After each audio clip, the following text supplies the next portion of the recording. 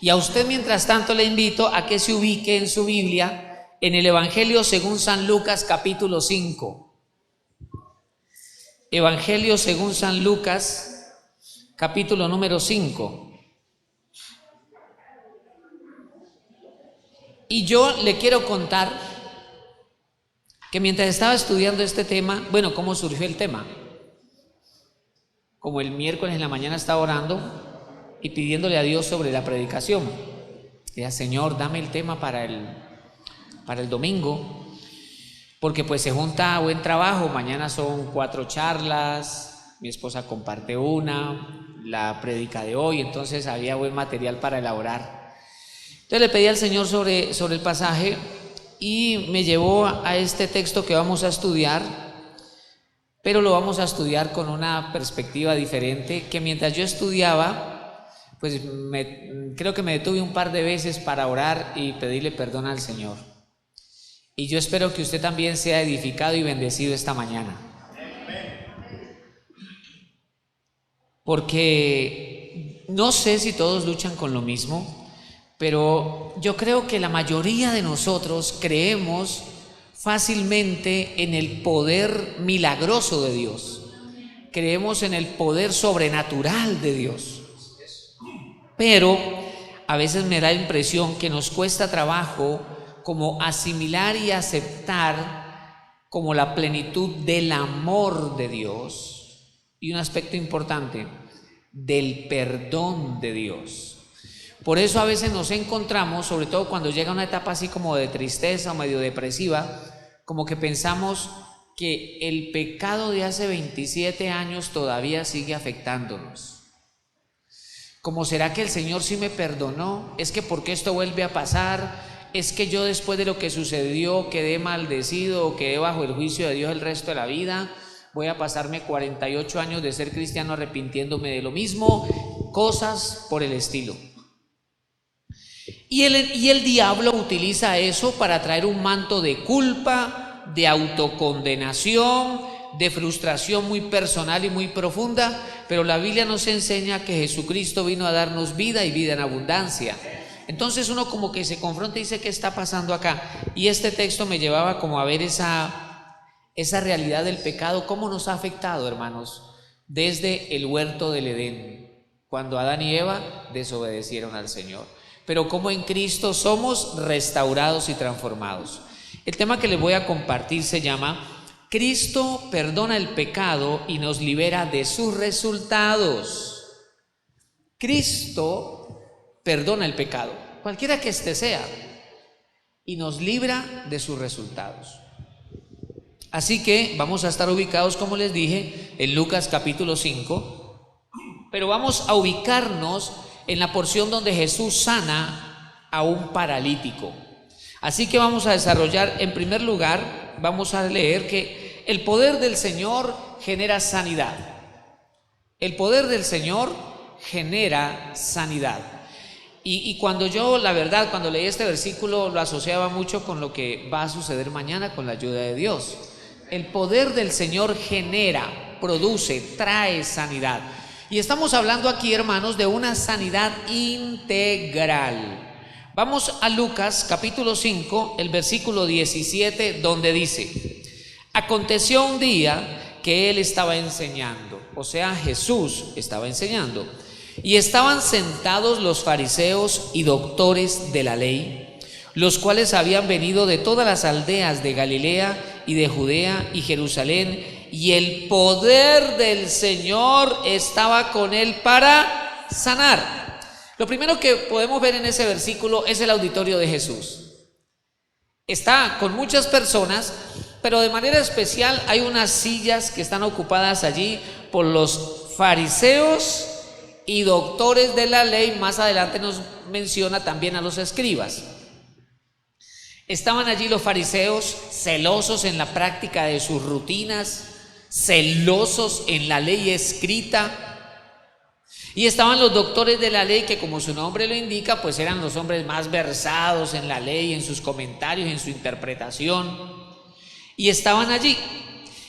Ese grupo de personas, o los que estaban representando, era el liderazgo de la vida, entre comillas, religiosa o espiritual de Israel. Ellos eran los líderes.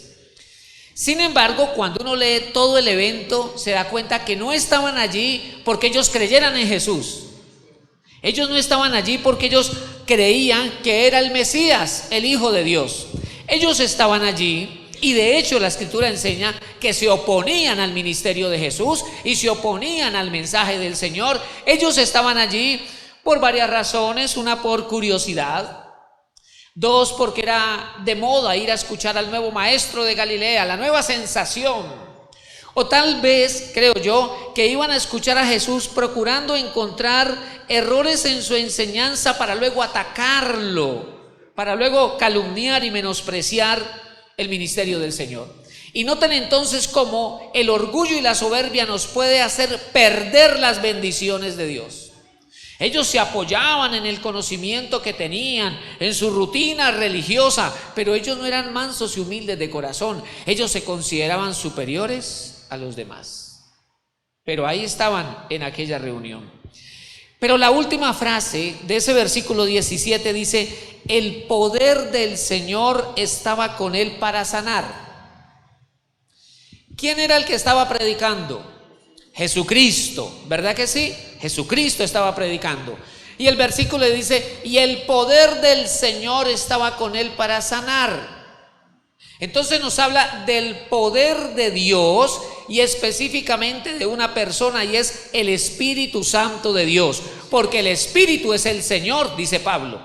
Entonces el poder del Espíritu Santo, el poder del Señor estaba sobre él para sanar.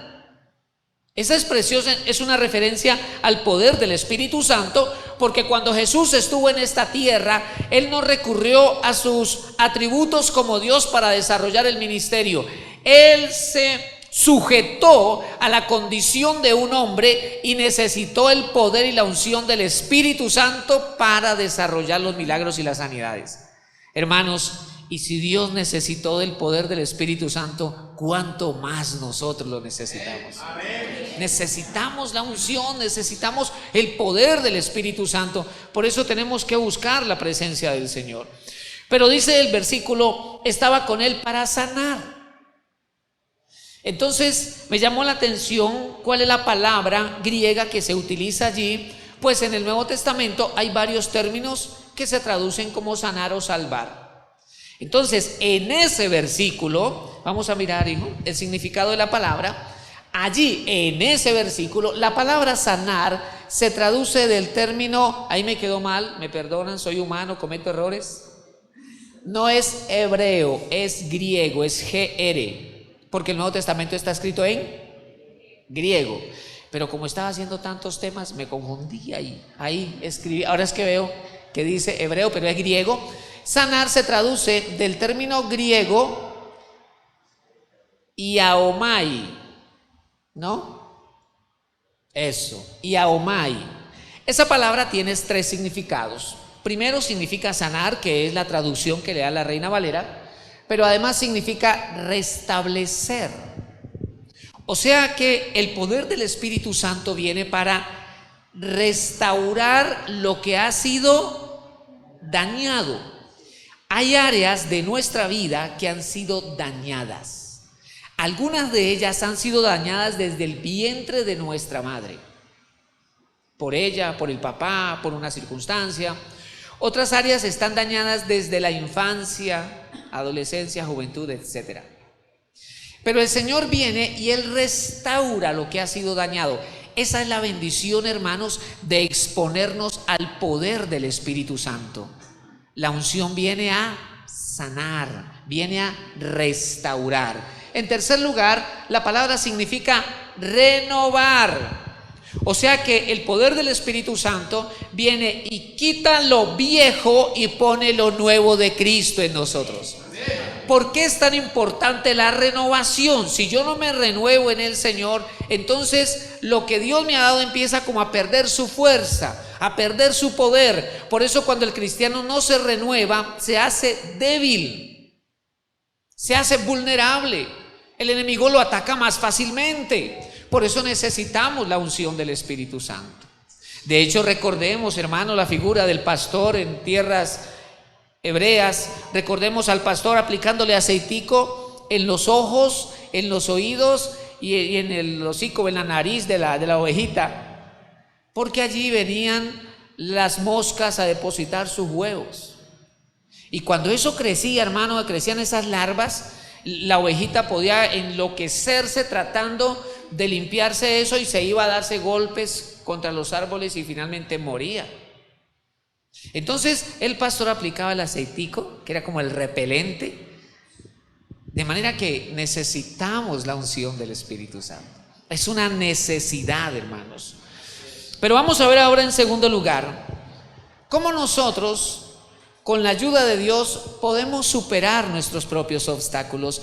Y aquí no hablo tanto, hermanos, sí de las dificultades del caminar de fe, pero aquí les voy a hablar de cosas internas con las que nosotros luchamos y que tenemos que superar. Y que no es fácil. Vamos a entrar a mirar. Lucas capítulo 5, versículo 18 al 20, leamos ahí con mucha atención. Dice el verso 18: y sucedió que unos hombres que traían en un lecho a un hombre que estaba como paralítico, procuraban llevarle adentro y ponerle delante de él. Entonces miremos la figura. Vienen unos hombres, no sé si eran 4 o 6, traen a un paralítico, no podía desplazarse por sí mismo, y lo traen, y ellos quieren ingresar al paralítico a una casa donde estaba Jesús predicando. Recordemos, dice el verso 19: pero no hallando cómo hacerlo a causa de la multitud, subieron encima de la casa y por el tejado le bajaron con el lecho, poniéndole en medio delante de Jesús. Qué recursivos, ¿no? Pero imagínate cómo era la multitud. Era una multitud que se apretaba de tal manera que ellos no podían ingresar esa camilla, ese lecho, a la puerta de la casa. Y ellos dijeron: ¿qué hacemos? Y lo tremendo de todo es, yo estoy seguro que cuando ellos llegaron con ese paralítico y ese lecho, pues algunos se enteraron, pero no se movieron. Ellos dijeron: olvídese, yo aquí no me muevo, aquí estoy haciendo fila hace rato, yo aquí no me yo quiero el milagro que hay adentro, yo quiero escuchar al maestro que está allá adentro.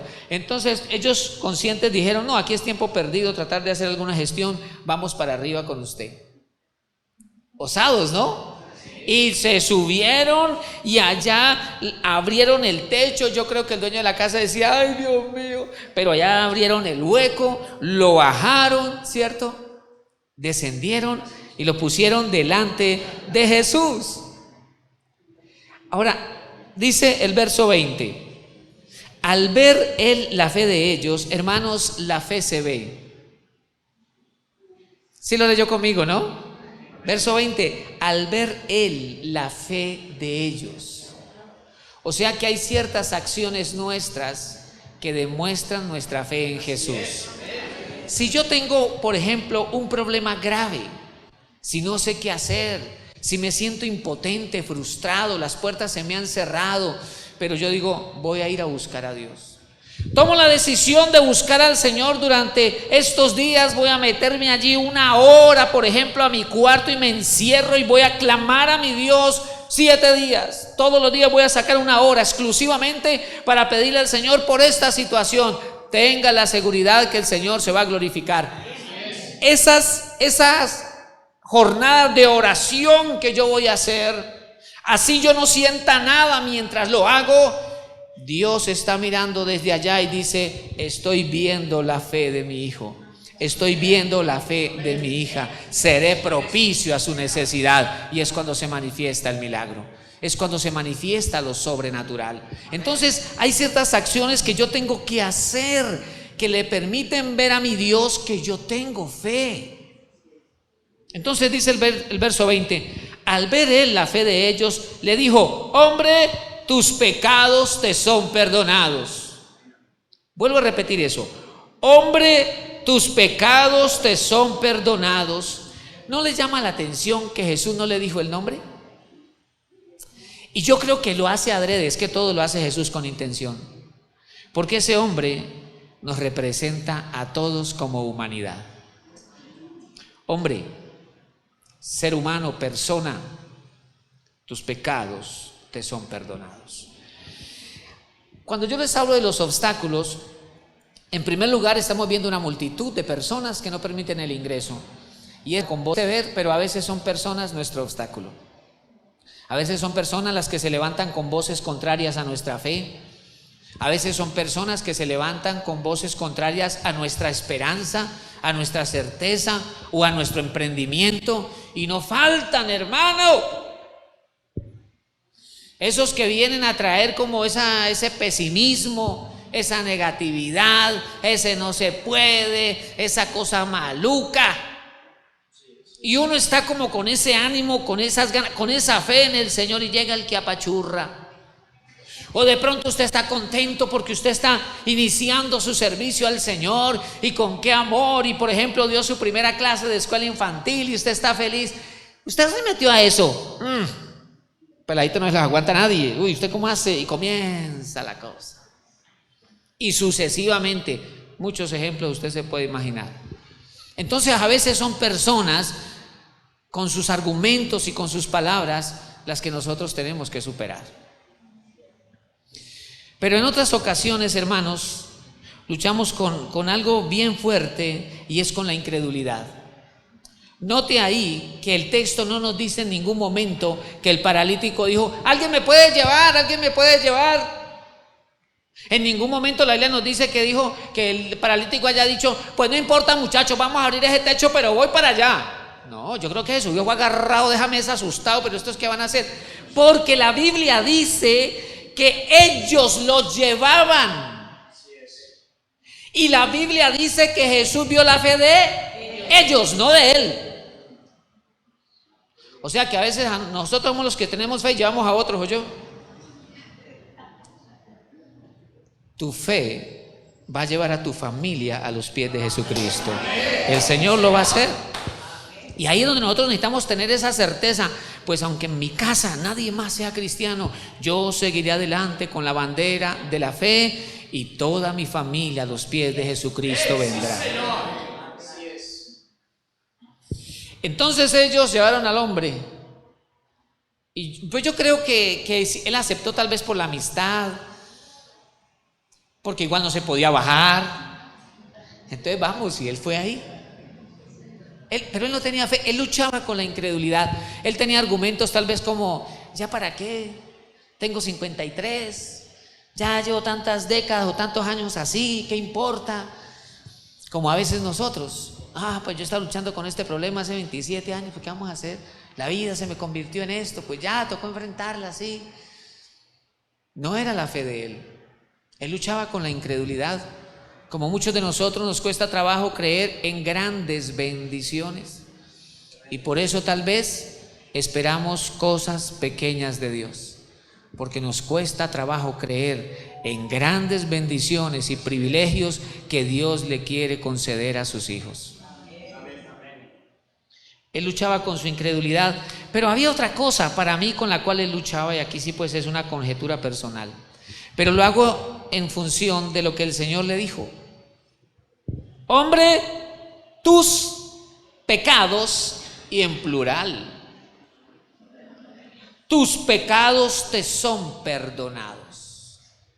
Y eso nos deja ver a nosotros allí varias cosas.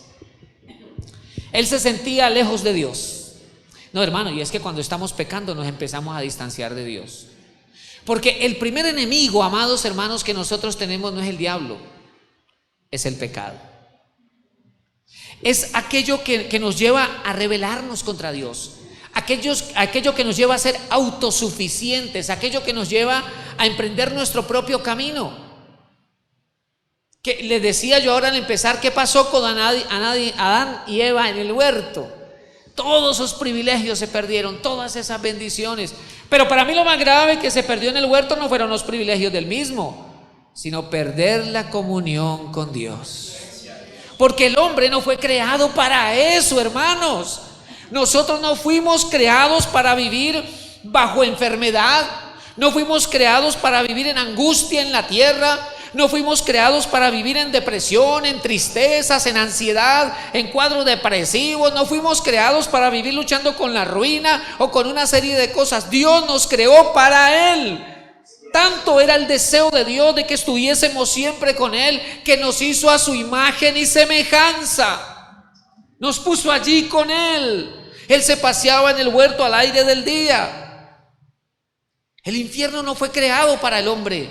La Biblia enseña que fue creado para el diablo y sus ángeles. Pero allá va aquel que le da la espalda a Jesucristo, porque Jesucristo es lo más precioso que el Padre pudo dar. Y cuando lo rechazamos a Él, rechazamos la gracia de Dios plenamente. Así que el Señor mira a ese hombre, Él sabe que lo bajaron para que lo sane. Y Él mira a Jesús. Y para mí, cuando Él miró a Jesús, se le vino a su mente, a su corazón, todos sus pecados. Todos sus pecados.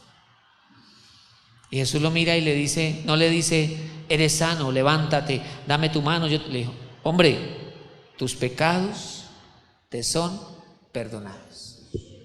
Así que él vivía bajo un manto de culpa impresionante, bajo un manto de tristeza impresionante. Él se culpaba a sí mismo. Yo no sé qué había hecho, no sé cuántos pecados tenía, ni de qué tamaño eran, pero él se culpaba, él se flagelaba con eso, y tal vez él concluía, yo estoy aquí paralítico, no prospero, no avanzo, porque la parálisis es figura de estancamiento, de estar detenido. Entonces él no podía avanzar. Él decía, yo estoy en esta situación, toda la vida he vivido así, con esta dificultad, toda la vida hasta la familia me hace el feo, no tengo un peso, vivo así. Esa es mi vida, ¿qué voy a hacer? Porque es que yo he sido muy malo. No ve que yo hice esto, no ve que a mí en la vida me pasó lo otro, no ve que la decisión que yo tomé fue esta, y hoy día sigo lidiando con ese pecado. Entonces ya tocó enfrentar esto así. Y eso lo golpeaba a él. Y yo creo que ese manto de culpa era tan pesado que lo tenía postrado en una cama. Hermanos, porque la paga del pecado es muerte. Y eso es lo que yo amo de Jesús. Sabiendo Jesús que eso nos iba a llevar a la condenación eterna, vino a dar su vida por nosotros en la cruz del Calvario. Hay un pasaje en la Escritura que dice, vuestras iniquidades, el profeta Isaías se lo dice a Israel, vuestras iniquidades han hecho división entre vosotros y vuestro Dios, y vuestros pecados han hecho ocultar de vosotros su rostro para no oír. El pecado nos aparta, el pecado nos separa de Dios. ¿Y qué hace el Señor? Envía a su Hijo Jesucristo. La solución para el pecado es la sangre de Jesucristo nuestro Señor. Aquí nadie puede levantar la piedra, porque el que esté libre de pecado, que tire la primera piedra. Pero el problema es, hermanos, cuando nos quedamos practicando el pecado. De hecho, la Escritura dice que el que practica el pecado no es de Dios, no ha nacido de Dios, la simiente de Dios no está en él. Porque cuando nosotros nacemos de nuevo en Cristo, hay un estilo de vida diferente. Hemos sido transformados por Jesucristo nuestro Señor. Y entonces Dios, conociendo al ser humano, le da entonces la provisión, y la provisión es Jesucristo el Señor. Entonces, cuando nosotros fallamos, tenemos que acudir a la sangre de Jesucristo el Señor y hacerlo con fe. Porque hay dos cosas que considerar aquí. Una, el sentimiento de culpa. Y de por sí el sentimiento de culpa es pecado. ¿Por qué? Porque lo que no viene de la fe es pecado. Entonces yo tengo que aceptar el perdón de Dios. Eso es un punto. Pero el otro punto es que no puedo seguir con el mismo pecado. No puedo seguir practicando lo mismo. Y fue lo que sucedió con la mujer. El Señor dijo, el que esté libre de pecado que tire la primera piedra, ¿sí o no? Y las piedras comenzaron a caer. Y todo el mundo se empezó a ir. Y solo quedó Jesús con ella. Y vino Jesús y le dijo dos frases. Yo no te condeno. Vete y no peques más. Entonces nosotros nos acercamos al Señor, abrimos nuestro corazón, nos acogemos a la sangre de Cristo.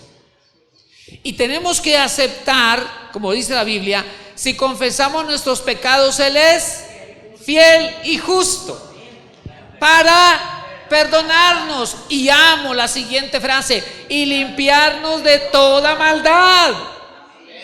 Entonces voy delante de Él y le digo: Señor, yo quiero pedirte perdón, porque resulta que yo estoy hablando mal de mi hermano, estoy hablando mal de mi hermana. Te pido perdón. Y Señor, te pido que me limpies de esa maldad. Porque si yo hablo mal de Fernando, le pido perdón a Dios, y el lunes hablo mal de Pedro, y el martes hablo mal de María, y el miércoles... No, momento, porque el perdón debe llevarme a una transformación. Y ahí es, hermanos, donde nosotros tenemos que evitar la religiosidad y ser Dios quiere un corazón sincero, un corazón sencillo. Vea, tenemos que renunciar a esas oraciones así todas religiosas, ¿no? Con esas palabras rimbombantes, no, ser sencillos, ir delante de Dios con la sencillez del caso, pero también con la genuina sinceridad, hermanos.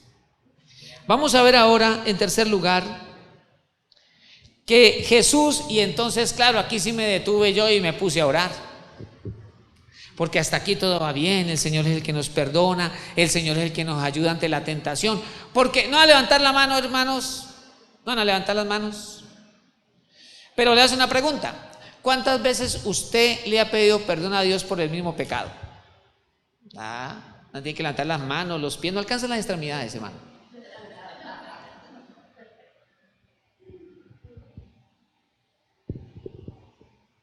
Listo. El Señor me perdona, el Señor me limpia. Y de pronto incorporamos algunos cambios, pero cuando yo leí esto, yo dije: ay, Señor, entonces me tocó detenerme y ponerme a orar y decirle: Señor, perdóname. Vamos a leerlo.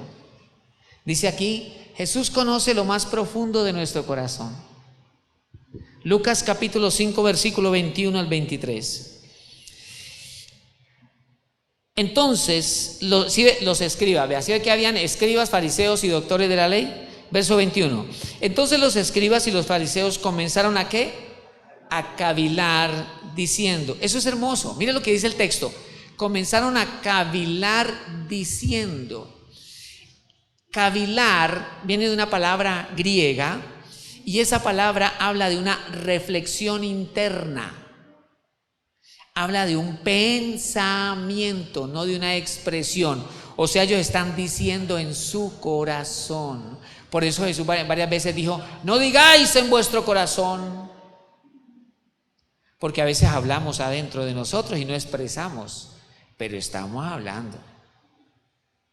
Yo no sé, pero en una ocasión leí por ahí en un libro que hablaba un hombre de Dios y decía: en el cielo la voz de los pensamientos es más fuerte que la voz de las palabras. Y yo: ay, Dios mío, qué pena. Jesús. Leamos, volvamos acá. Verso 21. Verso 21. Entonces los escribas y los fariseos comenzaron a cavilar diciendo: ¿quién es este que habla blasfemias? ¿Quién puede perdonar pecados si no solo Dios? ¿Qué le pasa a este? Pero hablaban dentro de su corazón. Verso 22. Jesús entonces, conociendo los pensamientos de ellos, mire que aquí no se escuchó una sola palabra, pero Jesús conoció lo que estaban pensando. Dice el verso 22: Jesús entonces, conociendo los pensamientos de ellos, respondiendo les dijo: ¿qué caviláis en vuestros corazones? No han dicho una palabra, pero yo sé lo que están pensando allá adentro. Verso 23. ¿Qué es más fácil decir: tus pecados te son perdonados, o decir: levántate y anda? Entonces, cuando yo leía esto, Yo pensaba, es motivo de vergüenza para nosotros saber hoy que Dios escucha los pensamientos de nuestro corazón. Porque nosotros tenemos la tendencia a ser hipócritas. Yo sabía que nadie iba a decir amén. Yo sabía. ¿Por qué? Porque somos hipócritas. No nos gusta que nos digan eso. Yo les he compartido a ustedes de dónde nació la palabra hipocresía, ¿no? Del filósofo Hipócrates. Él también hacía o dirigía escuelas de teatro. Entonces los actores salían con una máscara y se les escuchaba, nomás tenía aquí la abertura de la boca, se les escuchaba la voz. Y algunas veces la abertura de la boca la alteraban, entonces salía otra voz y nadie sabía quién había detrás de la máscara. Entonces, de Hipócrates, la hipocresía, ¿no? Entonces la hipocresía es como esa máscara que todos nos ponemos. ¡Ay, gloria a Dios, aleluya! ¿Cómo te queda de lindo ese vestido? Pero por dentro, tan feo. Ese vestido lo compró ahí en Recójalo a 1000.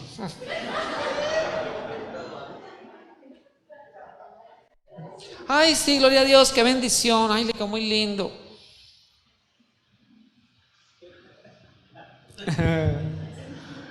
Ay, hermano, qué bendición, esa moto, qué buena. Ay, gloria a Dios. Y por dentro, todo sale malo. Ese motor, eso es malísimo. Ay, eso no le anda más de... Ay, no. Ay, no, gracias a Dios, hermano, qué bendición. Yo no estoy diciendo que todos son así. No, hermano, eso a veces pasa. Una vez en la vida puede ocurrirle. Bueno, listo, podemos engañar a la gente, pero a Dios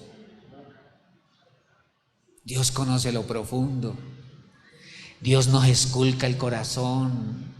Él sabe con qué motivos le servimos, con qué motivos nosotros hacemos las cosas en nuestra casa, qué estamos pensando de nuestra esposa, del esposo, de los hijos. Tal vez no decimos muchas cosas, pero pensamos cosas perversas, porque eso está allá. Entonces ahí fue donde yo me detuve y yo le dije: Señor, guárdame, ayúdame. Porque resulta que cuando ya nosotros llevamos unos años en el Señor, a veces ya como que nos pensamos pues que somos como un casi querubín. Pensamos que tenemos ya unos niveles y parecemos, hermanos, escribas y fariseos. Cuando nuestro corazón es fariseo, somos jueces de los demás. Condenamos a las otras personas y señalamos con énfasis sus debilidades y sus pecados. Y quizá no lo decimos, pero lo pensamos. Dios lo sabe. Y a veces pareciera que nuestro corazón se satisface hablando de las debilidades y luchas de los demás. Ay, sí sabe que fulano y fulana no se sabía nada, lo tenían bien guardado. Pero a mí, yo sí nunca me tragué a esa muchacha porque, ay, yo sabía que tenía su vaina. Ahora, cuando nuestro corazón es como lo de los doctores de la ley que estaban allí, somos los que nos conocemos algunos versículos de la Biblia, conocemos la ley, conocemos de memoria los versículos, ¿verdad?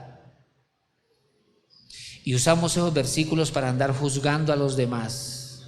Usamos los versículos para andar poniéndole cargas a los demás. Pero nosotros eso no lo queremos mover ni con un dedo. Y es un gran error, hermanos, apoyarnos en nuestra propia justicia. Porque hay un versículo que dice, escúcheme, nuestras justicias son delante de Dios como trapos de inmundicia.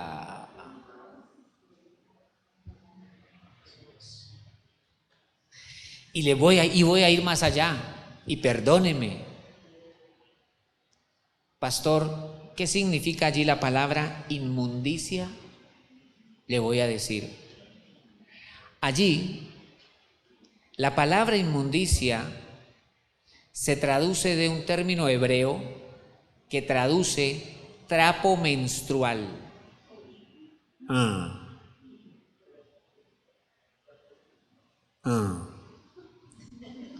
Y es por eso que hay una versión que dice que nuestras propias acciones de justicia son delante de Dios como un trapo menstruoso. Hay una versión que dice literalmente así. Y yo cuando leí eso me pasó lo mismo. Y yo, ay, vamos, ay, God.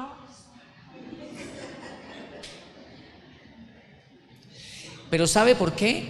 La ley, lo que el escritor quiere decir, la ley sancionaba a la mujer en su periodo de menstruación y por lo cual no podía entrar al templo, se le calificaba ceremonialmente inmunda, no podía ingresar al templo. Así que lo que el profeta está diciendo es la justicia del hombre en sí mismo. Aquel que se quiere justificar delante de Dios es como lo peor, lo más inmundo según la ley. Y resulta que es que nosotros luchamos con eso, porque a nosotros nos cuesta reconocer nuestro orgullo, nuestra soberbia, nuestra maldad. A nosotros nos cuesta trabajo reconocer eso.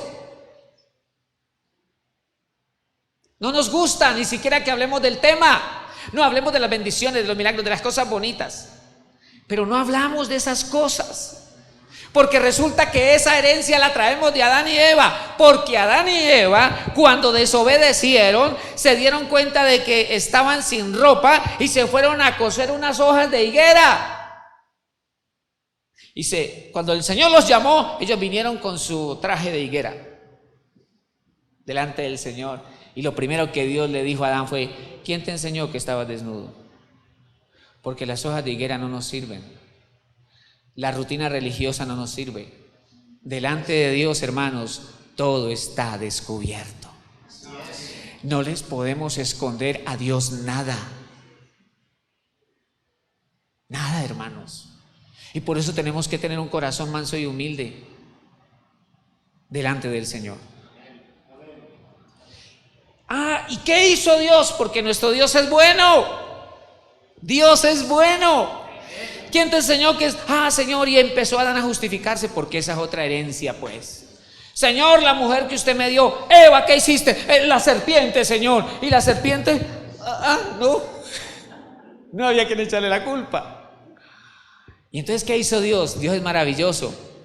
Sacrificó 2 animales, le quitó las pieles y vino y vistió a Adán y a Eva con las pieles de esos animales, porque sin derramamiento de sangre no hay remisión de pecados.